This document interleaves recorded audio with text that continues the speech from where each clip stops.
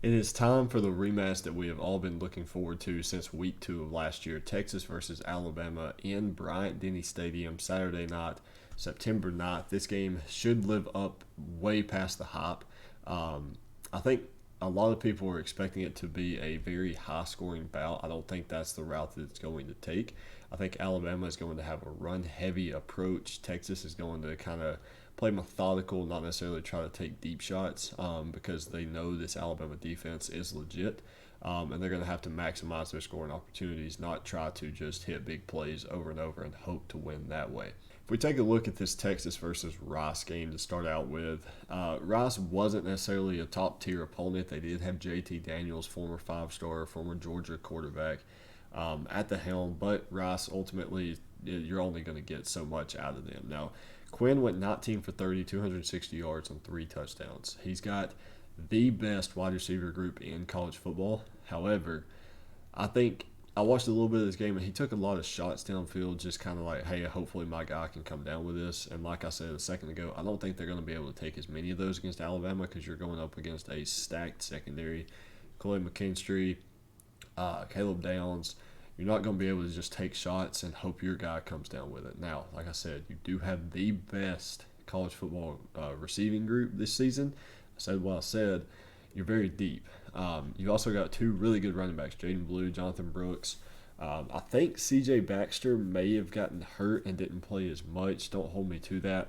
I know at one point he was kind of limping off the field. So I don't know the exact nature of him, but I want you to just, for Alabama fans, you have to remember in 2020 when Devontae Smith won the Heisman Trophy, who was the offensive coordinator? Sarkisian. Now, you have Devontae Smith 2.0 in that Texas locker room. Xavier Worthy. If you've been a subscriber to this channel for a little bit, you know I've been high on Xavier Worthy since he stepped foot in that Texas locker room. Jordan Whittington, another really good guy. Really good guy.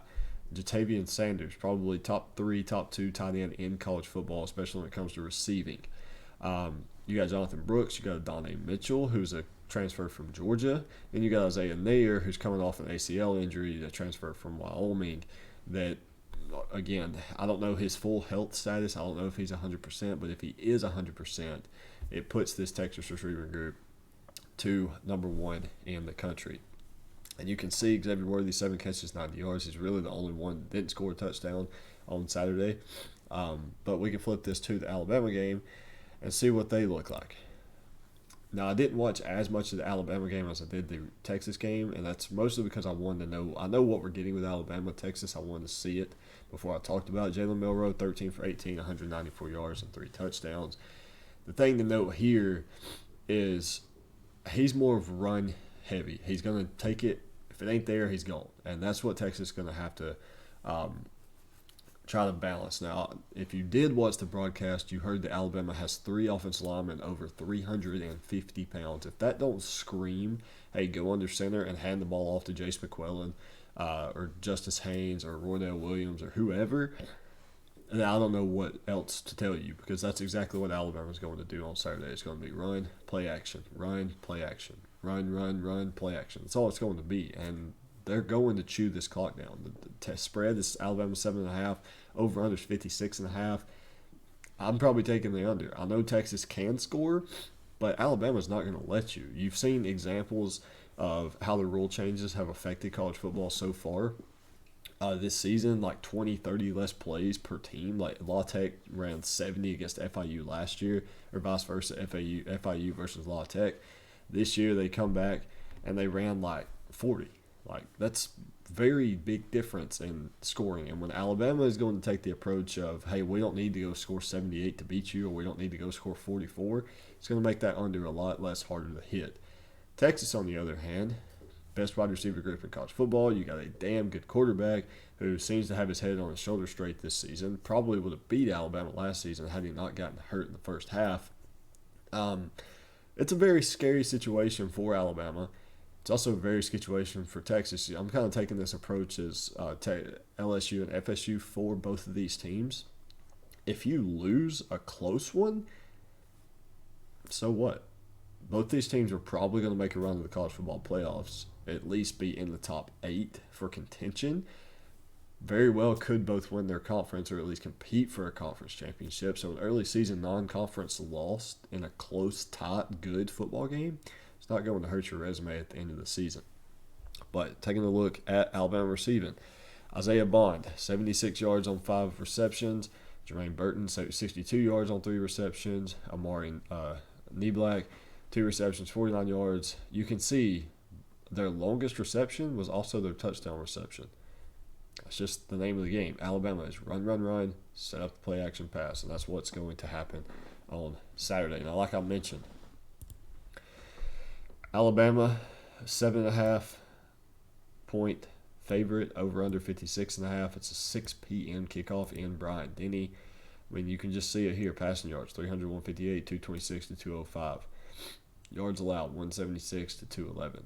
Neither one of them played really good teams last season, but I think the difference in this football game could be Alabama's defense. We could see Alabama run a 2016 style defense where it's just dudes everywhere. That's the kind of approach I'm thinking. I went into this week over and over and over and over thinking that Texas will win this football game. I said it back in April, I believe, in the Texas preview. Texas should win this football game. Texas has the weapons to win this football game. I don't think, if you look at it on paper, Texas offense versus Alabama offense, I'm giving the edge to Texas offense, skill-wise. Offensive line, in the trenches, I'm still going with Alabama. Defensive line versus Alabama's offensive line, I'm still rocking with Bama. Now, flip it. Alabama defense versus Texas defense, hard edge to Alabama defense. So it makes this prediction a little bit harder to make, okay?